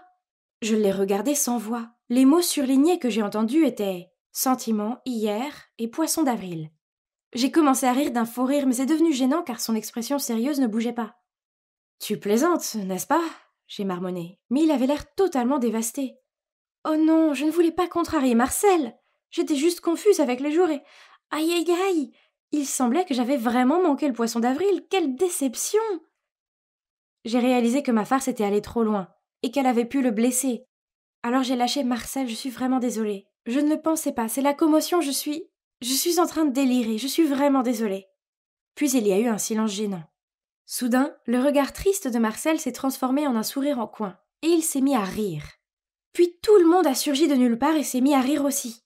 Je suis restée là, l'air débile, puis Aya est apparue et a dit « Je t'ai eu !» Donc il s'avère que c'était en fait le 1er avril, et je n'avais pas manqué un jour. Non, c'était l'idée ingénieuse d'Aya pour que tout le monde se venge de moi. La nuit dernière, elle a créé un groupe sur Facebook et a ajouté tout le monde dans la classe, y compris les enseignants, pour planifier la farce d'aujourd'hui. Non, ça ne pouvait pas être possible, j'étais la reine des farces, pas eux. Puis Aya s'est approchée de moi et a dit « Hé Rose, Marcel quoi ? C'est toujours le jour du poisson d'avril !» Ensuite, je lui ai fait un sourire, puis j'ai tapoté son bras et j'ai commencé à rire. Je suppose qu'il m'avait bien eue. Après ça, je n'ai plus fait de farce, j'étais juste heureuse de passer une journée tranquille. Puis, alors que je rentrais chez moi, Marcel m'a rattrapée et m'a dit « Rose, je suis désolée, mais en fait, tout n'était pas une blague aujourd'hui. » J'ai souri et je l'ai regardé. « Ah oui ? Alors qu'est-ce qui n'est pas une blague ?» Mais il est devenu rouge comme une tomate et s'est enfui. Je suis restée là, à rougir en le regardant s'éloigner. Cela signifie-t-il que Marcel m'aime vraiment ? Intéressant. Peut-être que ce poisson d'avril n'était pas si raté que ça après tout. J'étais à l'extérieur de l'université en train de discuter avec mes amis, quand soudain une voiture de police s'est arrêtée et par la fenêtre de la voiture, un bel officier de police m'a fait signe et m'a dit de me dépêcher. Je lui ai fait signe avec enthousiasme et j'ai dit au revoir à mes amis et je me suis précipitée vers lui sous leurs yeux admiratifs. Je suis Emma et le beau policier, c'est Sébastien, mon incroyable et courageux petit ami. Nous nous sommes rencontrés pour la première fois à la bibliothèque de la ville. J'y étais pour mes études et il cherchait des livres policiers. On a commencé à sortir ensemble et maintenant, 1 an plus tard, on est follement amoureux. Il y a tellement de choses que j'aime dans le fait de sortir avec un flic, comme le fait de le voir dans son uniforme. Ça me rend toujours fière. Et je vais pas mentir, il a des abdos d'acier grâce à toutes ses séances d'entraînement. Et ça, j'adore. De plus, il y a des habitudes étranges et adorables. Par exemple, lorsque nous allons au restaurant ou au théâtre, il commence toujours par scanner les lieux pour vérifier s'ils sont sûrs. Mais même si c'est agréable d'être avec lui, il y a quelques points négatifs, comme ses horaires de travail imprévisibles, le jour, la nuit, les week-ends, tout ce que vous voulez, il le fait. Et quand on arrive enfin à planifier quelque chose, il reçoit parfois un appel d'urgence et doit me laisser tomber. C'était nul, surtout quand il s'agissait du mariage de ma sœur. Mais sans aucun doute, la chose la plus ennuyeuse de toutes est sa popularité auprès des autres filles. Elles sont comme des papillons de nuit autour de lui, surtout sa collègue, Chloé. Une fois, Sébastien a emmené son collègue Brad alors que j'étais en train d'étudier. J'ai entendu la remarque de Brad « Sébastien, je n'ai jamais pensé que tu finirais avec un rat de bibliothèque. Je pensais que tu finirais avec Chloé. Tout le monde peut voir que vous avez une forte connexion tous les deux. » Sébastien a essayé de rire et de dire que c'était absurde, mais la jalousie est montée en moi. Au moment où Brad est parti, j'étais vraiment bouleversée. Alors, j'ai emballé mes livres et je suis partie. Il m'a arrêtée et m'a demandé ce qui n'allait pas. Faisant de mon mieux pour ne pas pleurer, j'ai lâché. « Pourquoi tu n'es pas avec Chloé ? Tu passes tout ton temps avec elle. » Il a secoué la tête, a souri, puis a dit « Ignore Brad, c'est un plaisantin. » Et oui, je passe du temps avec Chloé, je travaille avec elle, mais c'est toi que j'aime, et tout le monde le sait. En fait, pourquoi tu n'emménages pas avec moi ? Comme ça, on pourrait passer plus de temps ensemble. Ma tristesse a vite été remplacée par le bonheur et j'ai sauté dans ses bras en criant « Vraiment ? Ah oui, bien sûr !» J'étais tellement contente. J'ai emménagé quelques semaines plus tard et au début, vivre avec Sébastien était la meilleure chose qui soit. Mais au fil du temps, il y a eu des petites choses qui ont commencé à me tracasser. Par exemple, un jour, je discutais avec le nouveau voisin lorsque Sébastien est arrivé à la maison et a exigé d'une voix glaciale que je rentre à l'intérieur. Puis, il m'a dit sévèrement de ne jamais parler aux inconnus. Mais voyons, je suis une fille naturellement bavarde et amicale qui aime parler aux gens et se faire de nouveaux amis. Je ne sais pas, je suppose que j'ai réagi de façon excessive. Je veux dire, il ne faisait que veiller sur moi, n'est-ce pas ? Mais son besoin de contrôle a empiré quand, une fois, je me suis organisée pour rencontrer mes amis en ville. Sébastien devait venir aussi, mais il a eu un appel de dernière minute pour le travail et il n'a pas pu. Quand je lui ai dit que j'allais prendre un taxi, il a paniqué et m'a dit que je ne pouvais pas y aller. Après que je me sois énervée, il a accepté à contre-cœur de me laisser y aller. Il a appelé une compagnie de taxi réputée pour venir me chercher. puis m'a dit que je devais être de retour pour 22h. Mais après quelques verres, j'ai perdu toute notion du temps. Je m'amusais trop. Je dansais avec mon ami lorsque Sébastien est entré en trombe, m'a attrapé le bras et m'a tiré hors de là. Tout le monde nous regardait. Ce qui n'a pas aidé car il portait son uniforme de policier. J'ai même entendu un homme crier « C'est toujours ceux qui ont l'air innocents !» N'est-ce pas? C'était si embarrassant. À la maison, je suis restée assise à faire la tête pendant qu'il me prenait un verre d'eau. Quand il a essayé de me le passer, je me suis levée d'un bond et je lui ai crié « Tu es ridicule ! Et grâce à toi, tout le monde dans le bar pense que je suis une sorte de criminel. Je n'ai pas besoin d'avoir un couvre-feu. » « Ce n'est pas comme ça, » a-t-il soupiré. Mais j'étais tellement énervée que je l'ai bousculé et j'ai claqué la porte de la chambre derrière moi. Je me suis endormie en pleurant.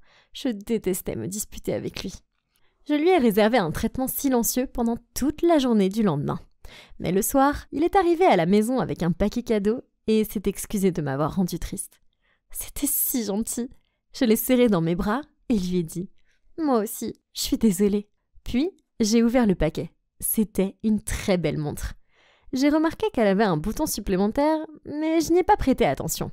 Je l'ai regardée admirablement pendant qu'il la fixait à mon poignet. Comme mon petit ami était très attentionné, j'ai décidé de lui acheter quelque chose aussi. Le lendemain, après les cours, je suis allée au centre commercial. Soudain, Sébastien m'a appelée et m'a demandé où j'étais. Je voulais que le cadeau soit une surprise. Alors, je lui ai dit que j'étais à la maison. De travers, il a dit « Emma, ne me mens pas, je sais que tu es au centre commercial de High Bill. Rentre à la maison tout de suite. » Hein? Comment il savait ça? J'ai abandonné l'idée de trouver un cadeau et je suis rentrée à la maison. Quand il est revenu, je lui ai demandé comment il savait où j'étais et je l'ai vu jeter un bref coup d'œil à ma montre. Puis, il a admis qu'il l'avait équipée d'un GPS, mais que c'était seulement pour pouvoir me protéger. Quoi? Je n'étais plus un enfant. Comment pouvait-il l'utiliser pour me suivre?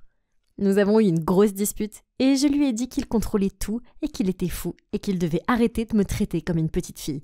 Puis, je me suis enfermée dans ma chambre. Le lendemain, quand je me suis réveillée, Sébastien était parti au travail. J'étais tellement énervée que j'ai décidé d'aller faire un jogging pour me vider la tête. Évidemment, j'ai laissé la montre à la maison, ainsi que mon téléphone. À mon retour, j'étais sur le point de me diriger vers la douche lorsque j'ai entendu mon téléphone sonner. C'était Sébastien. Puis, j'ai remarqué que j'avais 50 appels manqués et une tonne de messages de sa part. Quoi? Ça, c'était pas normal. Je n'étais partie qu'1 heure tout au plus. Quoi qu'il en soit, j'ai porté la montre, puis soudain, la porte s'est ouverte avec fracas et Sébastien est entré en trombe et il m'a crié dessus. « Tu vas bien? T'étais où? Pourquoi tu n'as pas répondu à mes appels ?» Ça craignait, parce que je l'aime, mais je savais que je ne pouvais plus vivre comme ça. Alors, je lui ai dit que j'avais besoin de liberté et je me suis dirigée vers la porte. Il avait l'air furieux. Il m'a attrapé la main, m'a tiré dans la chambre du haut et m'a enfermée à l'intérieur. J'ai tapé sur la porte, je l'ai supplié de me laisser sortir. « Emma, crois-moi, c'est pour ton bien. Tu n'es pas en sécurité dehors. » Puis, j'ai entendu ses pas s'éloigner et j'ai su qu'il était parti. Je me suis mise en boule et j'ai pleuré jusqu'à m'endormir. Quand je me suis réveillée, il commençait à faire sombre dehors. J'ai cherché quelque chose dans la chambre pour m'aider et j'ai trouvé une échelle de corde. C'est l'avantage de vivre avec un flic préparé. Je l'ai utilisé pour sortir par la fenêtre, mais dès que j'ai atteint le sol, 2 hommes sont apparus. Puis le monde est soudainement devenu noir. Quand j'ai ouvert les yeux, j'ai réalisé que j'étais dans une pièce sombre et humide et que j'avais été attachée. Les 2 hommes étaient assis près de la porte et parlaient entre eux. J'ai commencé à paniquer. J'avais vu assez de films pour savoir que c'était grave. L'un des hommes m'a regardé et j'ai rapidement fermé les yeux. Mais c'était trop tard. Il avait vu que j'étais réveillée. Alors, il s'est approché et a dit « Ah, bon retour parmi nous, mon cœur. » Paniquée, j'ai demandé « Qui êtes-vous? Pourquoi moi ?» Il a ricané. « Ah oui, si seulement ton petit ami était là, on pourrait lui demander. » Puis il a décroché son téléphone et quelques secondes plus tard, j'ai entendu la voix de Sébastien sur l'autre ligne. « Bonjour, vous vous souvenez de moi? Il semble que nous ayons quelque chose qui vous appartient. » J'ai entendu la peur dans la voix de Sébastien. « Laissez-la partir. La mort de votre femme, ce n'était pas sa faute. C'est ta faute si elle est morte. Maintenant, c'est ton tour de perdre la femme que tu aimes. Alors viens ici seul, si tu veux encore voir son visage, et ne pense même pas à appeler des renforts. » Il a raccroché le téléphone puis m'a dévisagé avant de donner un coup de pied dans le tonneau vide à côté de moi. J'ai fait un bond en arrière et il a ri. C'était terrifiant. Peu de temps après, ils ont traîné un homme battu dans la pièce. Sébastien! Oh non! Sébastien a réussi à me regarder, à forcer un sourire et à bredouiller. Ma fleur, ne t'inquiète pas, je suis là maintenant. La bande a ri, puis il s'est arrêté devant Sébastien et a dit « Je pense que toi et moi, on a besoin d'une petite discussion. Appelons ça affaire d'homme. » Je sais que je devais trouver un moyen de l'aider. Mais quoi? C'est alors que j'ai baissé les yeux sur ma montre. Elle avait déjà le GPS. Alors peut-être que le bouton supplémentaire faisait quelque chose? J'ai lutté pour appuyer dessus, ce qui n'était pas facile avec des mains attachées. Croyez-moi, mais j'ai fini par y arriver. À ce moment-là, Sébastien était inconscient et j'ai commencé à sangloter. Je ne voulais pas le perdre, pas comme ça. L'homme a installé quelque chose à côté de lui. Oh non, c'était une bombe. Il a ricané. Il te reste 30 minutes pour dire au revoir à ton amoureux. Puis les hommes sont partis. J'ai appelé Sébastien en sanglotant pour lui dire combien je l'aimais. Je pensais sincèrement qu'on allait tous les deux mourir là, et regarder le compte à rebours vers notre perte, c'était le pire sentiment qui soit.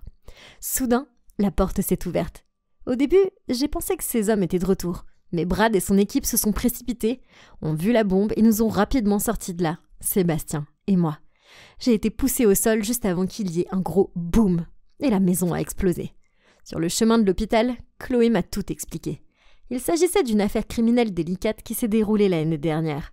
Sébastien avait enquêté sur un groupe de trafiquants de drogue, mais un accident s'était produit, et la femme du chef du gang est tombée accidentellement du bâtiment et est morte. Ils ont arrêté la plupart des dealers, mais certains se sont enfuis, dont le chef de gang.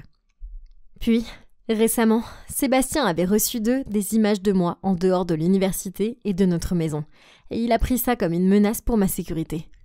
Eh bien, ça expliquait tout le contrôle et le comportement bizarre de Sébastien. Je me suis sentie si mal d'avoir mal jugé Sébastien. C'était l'homme le plus doux, le plus courageux, et je l'aimais tellement. Je suis restée à ses côtés pendant qu'il se rétablissait à l'hôpital.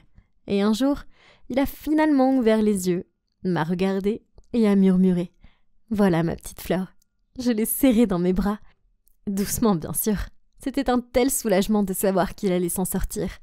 Le gang est toujours en liberté, quelque part, mais j'espère qu'ils vont bientôt les attraper. Je m'inquiète un peu, mais ça ne fait rien, car je sais que Sébastien est là pour me protéger. Après tout, c'est mon héros d'action dans la vie réelle, et je sais qu'avec lui à mes côtés, on peut tout surmonter. Oups, toujours pas ça. Waouh, pourquoi ont-ils une pièce entière juste pour les chaussures? C'est dingue, ai-je marmonné en fermant la porte. Je jure que c'était la 20e porte que j'ouvrais. Cet endroit était fou. Je n'avais aucune idée de la porte qui mènerait à ma chambre. Pour être honnête, je n'ai jamais été dans un endroit aussi somptueux de toute ma vie. Bon, il ne reste plus qu'à choisir entre cette porte et celle-là. Souhaitez-moi bonne chance. Mais alors que j'atteignais la poignée de la porte, j'ai entendu une voix. « Hey, quelle farce tu me fais encore? Je t'ai surpris en flagrant délit cette fois, Louise. » Surprise, je me suis retournée. Et oh, waouh! Il y avait ce gars super mignon debout, l'air si content de lui. Ça devait être Eric, le grand frère ennuyeux dont Louise m'avait parlé. Seulement, il n'avait pas l'air ennuyeux pour moi. Mais bon, je devais rester dans le personnage, alors j'ai répondu. Ouais, je suppose que j'étais trop occupée à penser à des trucs que je n'ai pas regardé où j'allais. Va doucement, mon frère. » Puis, je me suis immédiatement enfuie dans l'autre pièce pendant que Eric me regardait avec confusion. Ouf, je l'ai échappé belle. Et waouh, Louise était une princesse ou quelque chose du genre. Elle vivait dans un véritable palais.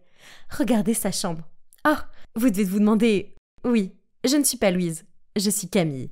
Alors, comment se fait-il que Eric n'ait pas réalisé que je n'étais pas sa sœur? Maintenant, laissez-moi vous raconter, c'est une histoire étrange. J'étais juste une adolescente ordinaire, vivant une vie paisible dans la campagne du Missouri. Ma famille n'a pas beaucoup d'argent, alors je travaillais à temps partiel dans un restaurant voisin pour pouvoir économiser pour l'université. Oui, ce n'était pas parfait, mais je savais que j'avais de la chance d'avoir une famille aimante. Et ils sont tout pour moi.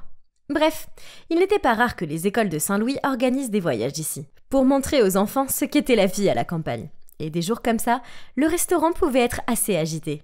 Et aujourd'hui n'a pas fait exception. À la fin de mon service, j'étais fatiguée et en sueur. Alors j'ai pris la route panoramique pour rentrer chez moi pour me détendre. C'est alors que j'ai entendu cette fille crier à l'aide. Elle avait dû glisser et tomber dans ce fossé. J'ai rapidement trouvé une grosse branche pour l'aider à la sortir de là. Elle a nettoyé la poussière en disant « Merci ». Mais quand elle a levé les yeux vers moi, oh mon Dieu, nous avons toutes les deux sursauté, tellement effrayées que nous avons failli trébucher dans le fossé. Elle me ressemblait tellement. Je me suis pincée pour vérifier que j'étais pas en train d'halluciner ou autre chose. Je veux dire, j'étais super épuisée par le travail. Nous nous sommes regardés sans rien dire pendant un moment. Puis, elle a soudainement tendu la main et m'a giflé. Ouch! J'ai levé les sourcils pour la regarder et elle a juste souri en retour. Oups, désolée, je vérifie juste que ce n'est pas un rêve. C'est alors que je l'ai vu. Son bracelet. Le pendentif dessus avait une forme étrange. Une forme étrange comme la mienne. J'ai tendu mon poignet pour glisser le pendentif de mon bracelet dans le sien, et ça a formé un papillon. Et en plus, gravé au dos de celui-ci, il y avait notre date de naissance, le 3 novembre. Oh mon Dieu! Je me demande bien pourquoi. J'ai toujours demandé à mes parents pourquoi ils m'avaient acheté un bracelet aussi moche. Il s'avère que ce sont les deux moitiés d'un tout, a-t-elle crié. Alors, tu penses qu'on est des jumelles? J'étais encore sous le choc, mais j'ai réussi à marmonner. Ça doit être ça. Elle a tapé dans ses mains avec enthousiasme, puis m'a pris dans ses bras. Elle m'a dit qu'elle s'appelait Louise et que sa sortie scolaire était si ennuyeuse qu'elle a erré, puis s'est retrouvée perdue et coincée.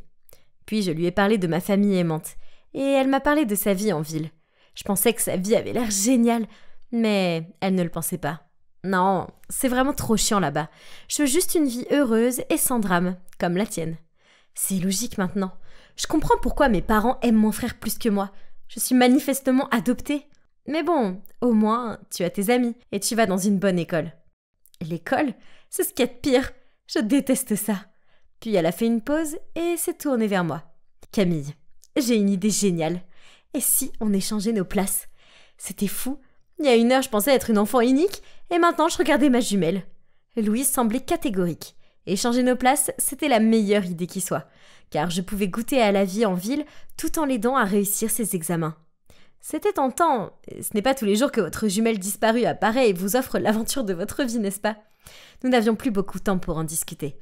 Alors, nous avons rapidement échangé nos vêtements, nos téléphones et les instructions concernant tout le reste seraient discutées plus tard au téléphone. Ensuite, je lui ai montré le chemin de ma maison et je me suis dirigée vers la foule d'étudiants bruyants qui faisaient la queue pour le bus en retour de la ville. Soudain, une fille m'a tapé sur l'épaule et d'un ton agacé m'a dit « Hé, t'étais où ?» Cheveux blonds, un bandeau rose et portant un collier avec un pendentif en forme de cœur. Oui, ça devait être Katie, la meilleure amie de Louise. Je l'ai suivie dans le bus, puis j'ai bâilli et je lui ai dit que j'étais épuisée. J'ai fait semblant de dormir pendant tout le trajet du retour pour qu'elle n'entame pas d'autres conversations avec moi. Après ça, les choses se sont déroulées sans problème, jusqu'à ce que j'arrive à la maison et que je ne sache pas où je dors normalement.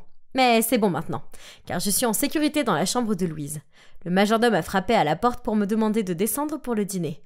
Je sais, le fait qu'ils aient un majordome, c'est fou. Mais j'ai juste menti en disant que j'avais beaucoup mangé pendant la sortie scolaire. Il n'y avait pas de temps pour la nourriture maintenant. Je devais en apprendre le plus possible sur ces gens. J'ai fouillé dans sa chambre et regardé ses annuaires, ses photos de famille, n'importe quoi. Je pensais être prête à aller à l'école en tant que Louise demain. Mais bon, comme si c'était si simple. Le lendemain matin, je suis descendue nerveusement pour aller à l'école. Et bien sûr, j'ai dû faire face à toute la famille maintenant. En me voyant, les petites conversations ont fusé vers moi. « Comment s'est passé le voyage d'hier, chérie ?» J'ai réussi à marmonner. C'était bien. Puis soudainement, une main a frotté mes cheveux. « Hey, je prends ton sandwich au beurre de cacahuète et à la confiture, ok? Tu vas pas le manger de toute façon. » Je me suis retournée pour le regarder et je l'ai vu me sourire avant de sortir. Oh mon Dieu, j'ai cru que j'allais fondre. Il était tellement mignon. J'avais envie de le suivre, mais papa s'est éclairci la gorge. « Louise, pouvons-nous s'il te plaît faire de ce jour un jour sans plainte de tes professeurs ?» Oh mon Dieu, Louise, qu'est-ce que tu as bien pu faire? J'ai dégluti, hoché la tête en guise de réponse et je me suis dépêchée de sortir de là. Je me suis maladroitement attardée devant le manoir. C'était l'endroit où le bus m'avait déposé hier, alors j'espère que c'est comme ça que ça marche. Puis soudain, un type à l'air effrayant s'est arrêté de l'autre côté de la rue et m'a crié dessus. « Bébé, qu'est-ce que tu fais? Monte !» Moi? J'étais son bébé? Oh, alors, c'était Jérôme, le petit ami de ma sœur. Je me suis approchée et j'ai grimpé à contre-cœur sur la banquette arrière. « Hé, qu'est-ce qui ne va pas?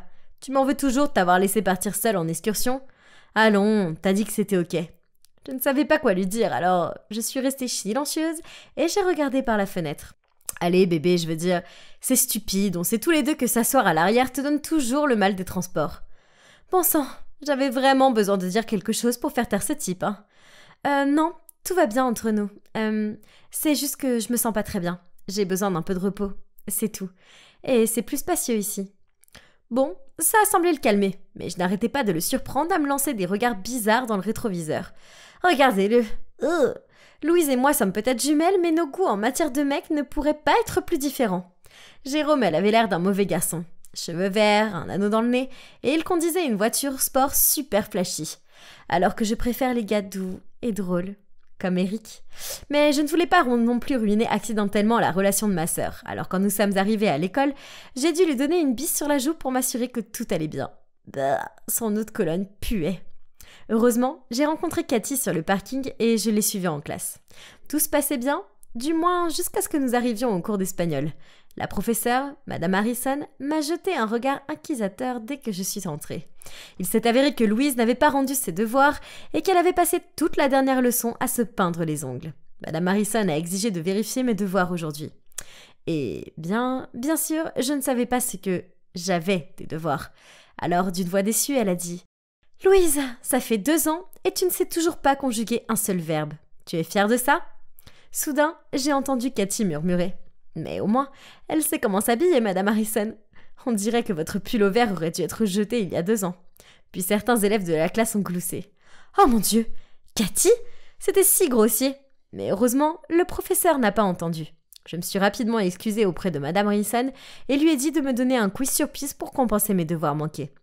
Elle l'a fait, et à sa grande surprise et à celle de toute la classe, j'ai réussi toutes les questions. Après le cours, j'ai dit à Cathy que son commentaire sur Madame Harrison n'était pas cool. En riant, elle a répondu « Bon sang, pourquoi tu es si tendue aujourd'hui ?» Mais en voyant mon expression inébranlable, elle a rapidement changé de sujet. « Il faut quand même que tu m'aides pour le plan. D'accord ? Tu as promis. » Elle m'a fait un clin d'œil. « Quoi ? Quel plan ?» Dans la confusion, j'ai fait un sourire à Cathy. « Oh, ne t'inquiète pas, ma belle, j'ai tout prévu. » Cette nuit-là, Louise m'a appelée et nous avons fait le point sur notre premier jour. Les choses se sont encore mieux passées que prévu. Apparemment, elle a adoré être là-bas.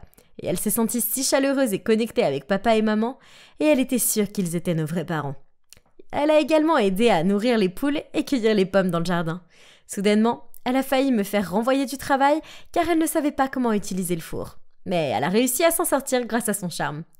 Je lui ai dit comment j'avais géré la situation de Jérôme et fait la paix avec Madame Harrison. Louise, Cathy m'a parlé d'un plan. Qu'est-ce que c'est ?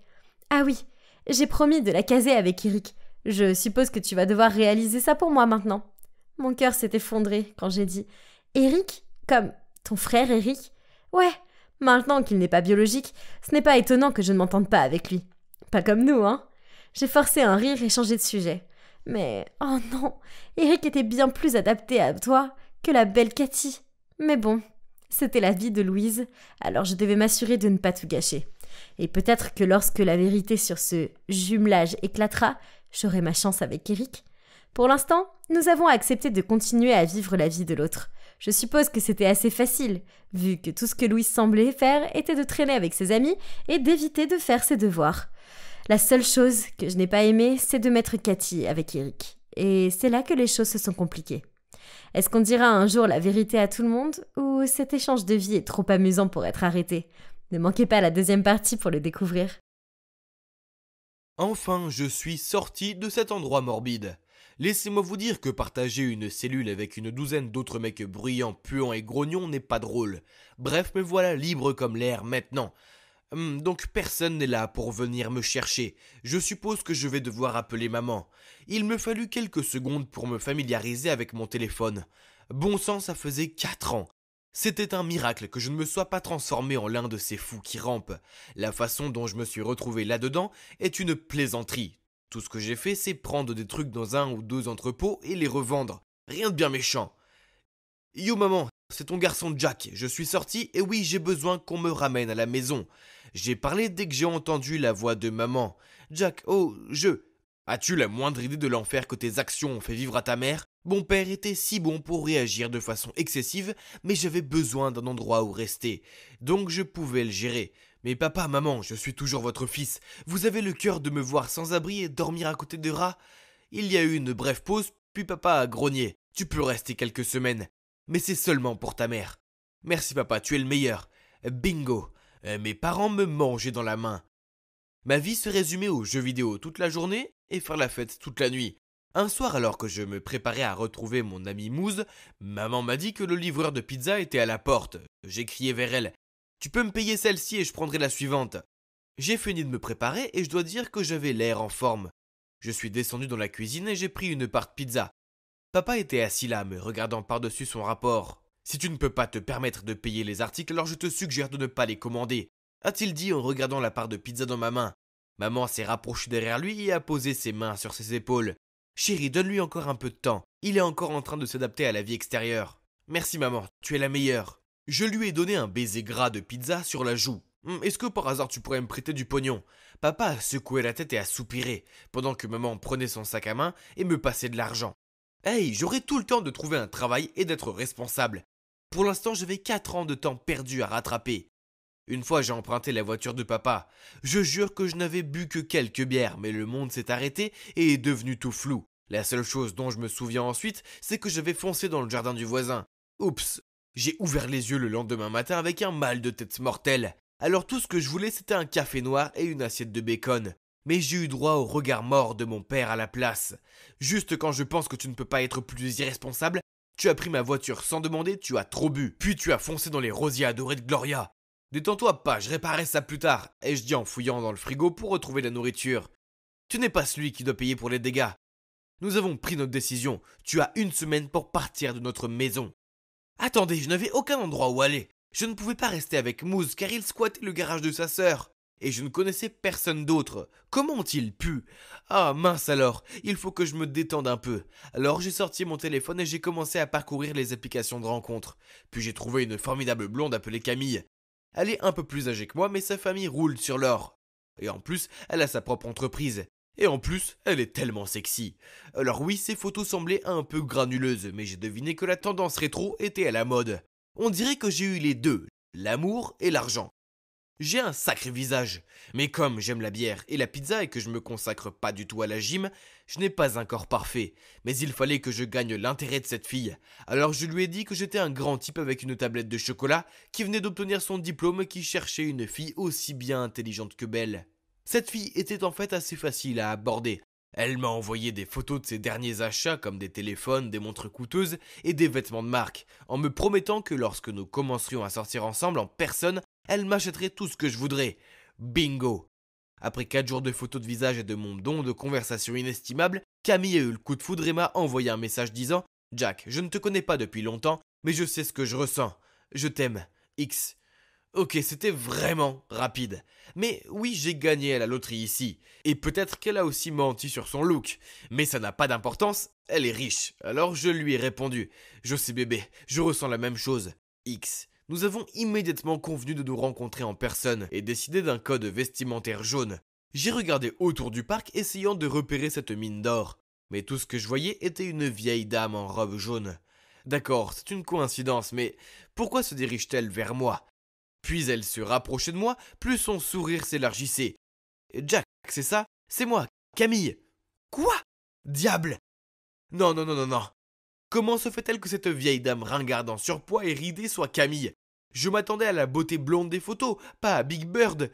Une fois le choc initial passé, nous nous sommes assis et avons discuté. Il s'est avéré que la fille de mes rêves avait la 50aine. Toutes les descriptions et les photos d'elle étaient vraies. Mais il y a 30 ans. Elle était clairement au milieu d'une crise de vieillesse ou quelque chose du genre. Tu n'es pas le même non plus, a-t-elle ricané. Tu es à peine plus grand que moi. Où est passé ton corps d'athlète? Bon, d'accord, j'ai fait semblant de sourire. Oui, même si tu as l'air différente, je te trouve toujours très belle. Cette nuit-là, je me suis tourné et retourné dans mon lit. C'était tellement inattendu. Camille était totalement pas mon genre. Mais sortir avec elle ne pouvait pas être plus mal. Elle était riche. Et aussi, je devais déménager demain. Donc au moins, elle payerait pour moi. Sur ce, je lui ai envoyé un message. « Bébé, tu es belle. Je veux rendre notre relation officielle. X. » Le jour suivant, j'ai emménagé avec Camille. Laissez-moi vous dire quelque chose, son appartement était somptueux. Il était rempli des dernières technologies. C'est fou, vu qu'elle était si vieille, elle ne savait probablement pas comment les utiliser. Elle travaillait beaucoup, donc la plupart du temps j'étais seul à la maison. Et j'étais entièrement libre de regarder des dessins animés et des films, de grignoter des chips, de jouer à autant de jeux vidéo que je le souhaitais. Une fois, j'étais assis en caleçon devant un film quand la porte s'est ouverte, et qu'est rentré ce type aux yeux brillants. Je lui ai crié « Hey mec, tu t'es trompé d'appartement !» Il a fait la moue, puis a dit « Je peux vous assurer que non. Je suis Alex, le fils de Camille, et tu dois être Jack. » J'aimerais dire que c'est un plaisir de rencontrer le petit ami chercheur d'or de ma mère en chair et en os, mais malheureusement, ce n'est pas le cas. Quoi ? Camille a un fils ? Et d'après les apparences, il est encore plus âgé que moi. Et comment ose-t-il me traiter de chercheur d'or ? Je suppose que je l'étais, mais il n'avait quand même pas le droit de m'appeler comme ça. Pire encore, il a refusé de partir. Il s'est assis dans la cuisine et a attendu que sa mère revienne. Puis il s'est disputé avec elle et m'a traité de loser et de clochard. Les choses n'allaient pas mieux non plus avec mes parents. Papa m'a dit d'être indépendant et de trouver un vrai travail, pas une sugar mama. Et maman ne faisait que pleurer. Peu importe, c'était leur faute, pour m'avoir mis à la porte en premier lieu. Que voulait-il que je fasse ? Vivre sous un pont ? Quelques jours après avoir rencontré Alex, Camille a insisté pour m'emmener à un lancement à son boulot pitoyable. Dès que je suis arrivé, je me suis dirigé directement au buffet. J'étais en train de m'enfoncer une mini-quiche dans la bouche quand cette fille s'est approchée de moi et a dit « Ah, les grands esprits se rencontrent !» Je lui ai jeté un regard vide, puis elle a désigné la nourriture. On est tous les deux allés directement à la nourriture. J'ai ri, cette fille était drôle. Et sexy, vraiment sexy. Elle s'appelle Béatrice et elle travaille pour ce loser d'Alex. Après ça, j'ai commencé à voir beaucoup plus cette Béatrice. Elle passait souvent avec Alex. Et pendant qu'il se disputait avec sa mère, généralement à mon sujet, je discutais avec elle. C'est comme ça que j'ai découvert qu'elle n'avait pas la vie facile non plus. Elle était en retard sur son loyer parce que son frère raté avait volé l'argent et tout dépensé. Je me suis senti mal pour elle. Alors j'ai pris l'enveloppe pleine d'argent que Camille m'avait donnée et je lui ai tendu. D'accord, je ne pourrais rien acheter de nouveau pendant quelques semaines, mais ça valait la peine de savoir qu'elle allait bien. La vérité c'est que je craquais vraiment pour Béatrice, mais je ne pouvais rien y faire, car j'étais avec Camille et je dépendais de son aide. Bientôt les choses sont devenues puantes. En sortant de la douche, j'ai vu Camille debout, mon téléphone à la main. Comment as-tu pu ? Elle me l'a jeté à la figure. Elle avait lu tous les messages que j'avais envoyés à Mouze, disant que je ne la trouvais pas du tout attirante et que je n'étais avec elle que pour son argent. Camille bébé, allez, ces messages étaient juste des blagues. J'ai rigolé. Je ne faisais que m'amuser. Tais-toi, menteur, tu me trouves hideuse. Alex avait raison, tu ne m'utilises que pour mon argent, et pire encore, tu n'es jamais allé à l'université et à la place tu étais en prison.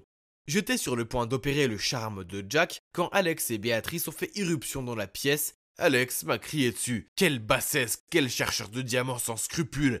C'est épouvantable. Je lui ai dit de te dénoncer aux flics. Béatrice l'a interrompu. Non, ne fais pas ça, ce que Jack a fait est mal, mais il n'est pas si mauvais. S'il te plaît. J'étais si ému. J'ai jeté un coup d'œil autour de moi. Camille pleurait. Alex était tellement furieux que ses yeux étaient exorbités.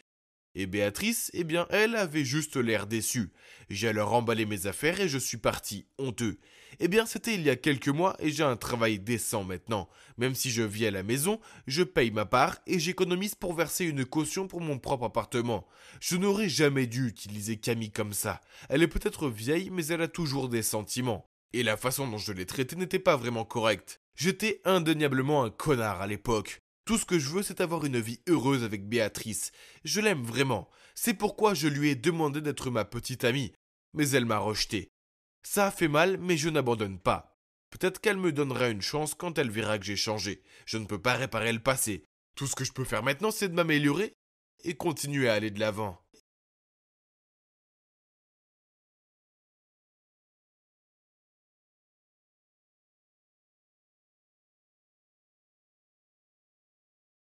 Madame, je suis désolée de vous informer de ça, mais selon nos informations, Julie Edelstone a été signalée morte il y a 2 ans après avoir disparu dans la forêt, a déclaré le secrétaire. Quoi ? Ça ne peut pas arriver. Mais c'est mon nom, et je suis clairement toujours en vie. C'était une erreur de malade. Je leur ai demandé de vérifier à nouveau, mais ils continuaient à dire la même chose. J'avais disparu depuis si longtemps que ma famille pensait que j'étais morte. L'accident avait été assez fou.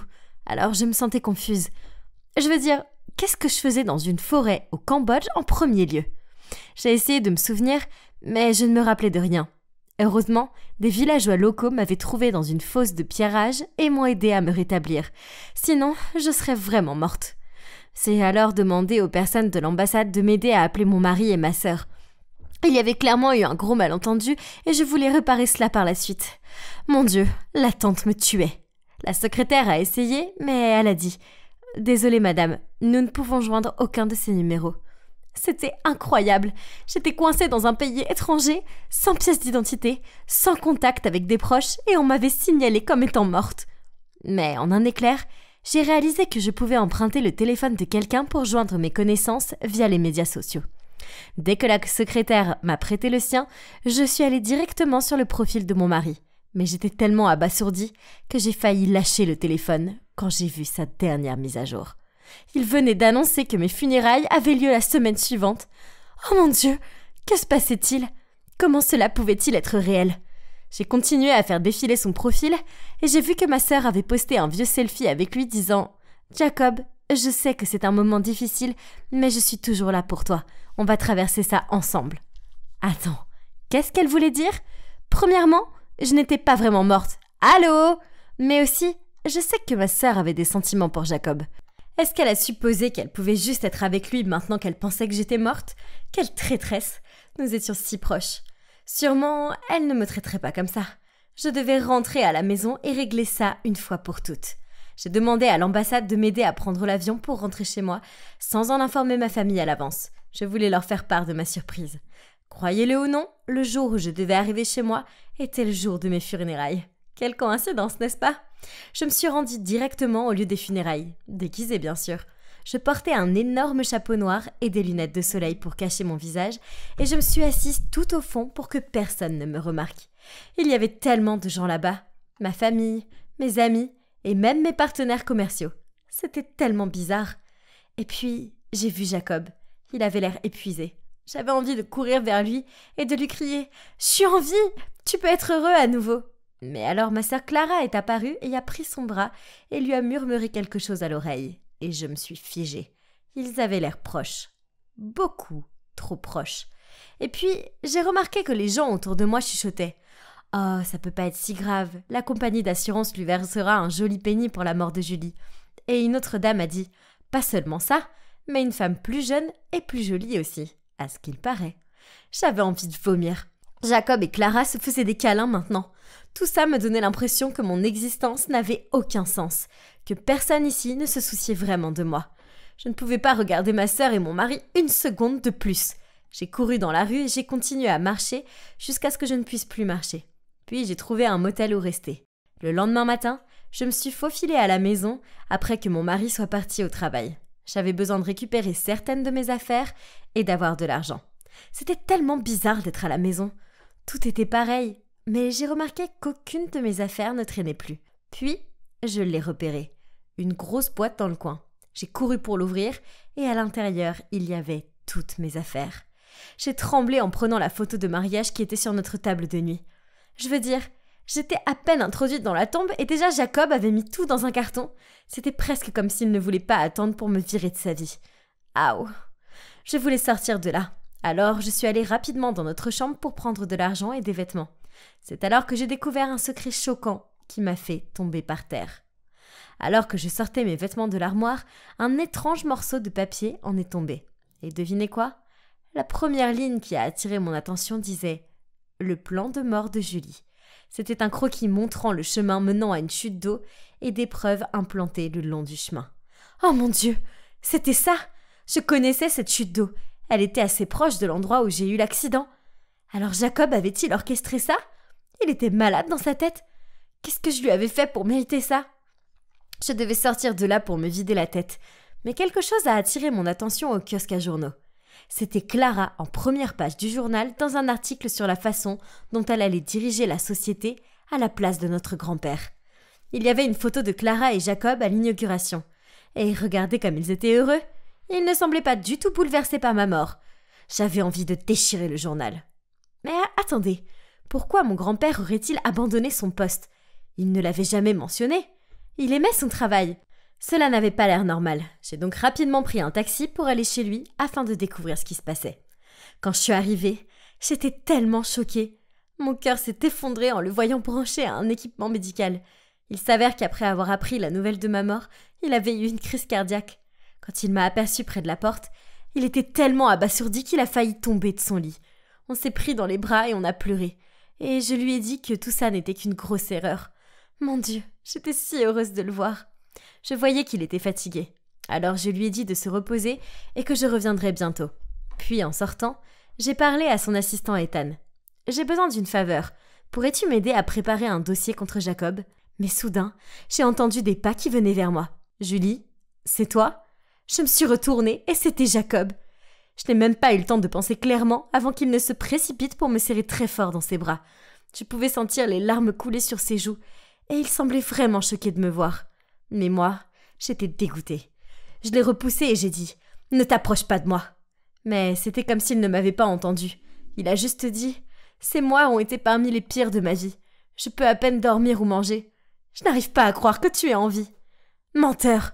C'était un menteur. J'ai commencé à lui crier dessus en disant « Arrête d'agir comme si tu en avais quelque chose à faire. Tu voulais me tuer. Attends juste que ça se sache. Tu seras derrière les barreaux pour le reste de ta vie. » Puis, j'ai sorti le croquis de mon sac et je l'ai jeté sur lui. Jacob a juré qu'il ne l'avait jamais vu avant. Mais je ne l'ai pas cru. Si ce n'est pas le sien, alors il essayait de dire que c'était le mien ou quoi? Ah! Hilarant! Les yeux roulés, soudain, Cody a interrompu notre dispute et a dit « Calmez-vous, s'il vous plaît. En fait, je pense que celle qui a agi de manière un peu louche récemment, c'est Clara. » Puis, Ethan nous a raconté que selon le testament de notre grand-père, son héritage serait partagé équivalemment entre moi et Clara. Cependant, c'est moi qui devais être à la tête de l'entreprise. Clara avait découvert et s'était disputée avec notre grand-père. Et puis, peu de temps après mon accident, sa santé s'était détériorée. Au lieu de le laisser pleurer ma mort, Clara avait insisté pour qu'il transfère l'entreprise à son nom afin qu'elle puisse s'occuper de tout. Puis Jacob a dit « Julie, c'est Clara qui a organisé notre voyage. Et puis, tu as soudainement disparu. Je t'ai cherché au Cambodge pendant des semaines, mais Clara m'a persuadée de rentrer à la maison parce que ton grand-père était très malade. Puis, la police a scellé l'affaire et Clara n'arrêtait pas de dire de déposer ton certificat de décès. Je n'aurais pas dû l'écouter. Je suis tellement désolée. Arrête de blâmer les autres pour tes problèmes. » J'ai grogné contre Jacob. Mais à l'intérieur de mon cœur, j'avais l'impression que je ne pouvais pas respirer. Pourquoi ma sœur me ferait-elle ça? Et puis, j'ai entendu la voix de Clara. Et pour le prouver, Jacob nous a dit à Ethan et moi de nous cacher. Puis, il est allé vers elle et a dit « Clara, à propos de la mort de Julie. » Avant que Jacob ait pu finir sa phrase, elle lui a fait un grand sourire et a passé son bras dans le sien. Maintenant que ces funérailles sont terminées, rien ne nous empêche d'être ensemble, n'est-ce pas? Jacob a forcé un sourire. Puis Clara a ri et a dit « Oh allons, ne sois pas triste. Ma sœur jalouse ne te méritait pas. Tu sais quoi? Elle avait en fait tout ce plan pour tester ta loyauté. Mais elle a fini par goûter à sa propre médecine. » À ce moment-là, ma tête a commencé à me faire mal. Et soudain, certains de mes vieux souvenirs ont refait surface. Le croquis, c'était le mien. J'étais celle qui avait fait ce plan. Tout a commencé quand Clara m'a dit que Jacob me trompait, et que je l'ai cru et j'ai suivi son conseil de simuler ma propre disparition pour tester son amour pour moi. Comment j'ai pu être aussi stupide? Quand j'ai réalisé que j'étais seule dans cette forêt et qu'elle ne reviendrait pas, j'ai paniqué et je suis tombée dans un piège, me blessant aux jambes et restant coincée. Tout me revenait maintenant. Je ne pouvais pas digérer ça. J'ai couru vers elle et j'ai crié douloureusement. « Comment as-tu pu me faire ça, Clara ?» Au début, elle a été choquée de me voir. Puis elle a souri et a dit « Ah, tu es encore en vie ? Eh bien, de toute façon, c'est trop tard. L'entreprise est à moi maintenant. Oh, et Jacob aussi, bébé. » Puis elle a roulé des yeux et a dit « Tu n'étais que l'enfant adopté. Alors, qu'est-ce qui te fait penser que tu as le droit de toujours tout me voler ?» C'est à ce moment-là, notre grand-père est apparu et a fait claquer sa canne sur le sol. « Clara, arrête ça !» Clara a juste boudé et a dit « Honnêtement, pourquoi tu lui donnerais toute la compagnie ?» Alors notre grand-père a dit « Regarde-toi, Clara. Es-tu vraiment apte à diriger une entreprise ? Sois honnête avec toi-même. Tu es une déception pour cette famille avec tes sales complots. » Je ne pouvais pas croire que Clara a utilisé encore le truc de l'adoption pour me blesser. Et alors, si j'étais adoptée, ça ne voulait pas dire que je ne faisais pas partie de cette famille. Elle a toujours été jalouse de moi, même si j'avais rien fait. Clara a commencé à pleurer et s'est enfuie en disant qu'elle en avait marre de ne jamais être la préférée de personne. Peut-être que si elle ne m'avait pas laissé mourir, les gens l'aimeraient plus. J'étais tellement choquée qu'elle m'ait fait ça. Et tout ça à cause de la jalousie. Je ne vais pas mentir, ça m'a pris beaucoup de temps pour m'en remettre. Je ne lui ai toujours pas entièrement pardonné, mais je suppose que ça prendra du temps. Quant à moi et Jacob, nous avons repris l'entreprise familiale et je réalise que Jacob a toujours été loyal. Clara avait juste inventé le fait qu'il me trompait parce qu'elle ne supportait pas de me voir si heureuse. Une chose est sûre, je ne testerai plus jamais en amour. Plus de simulation de mort pour moi.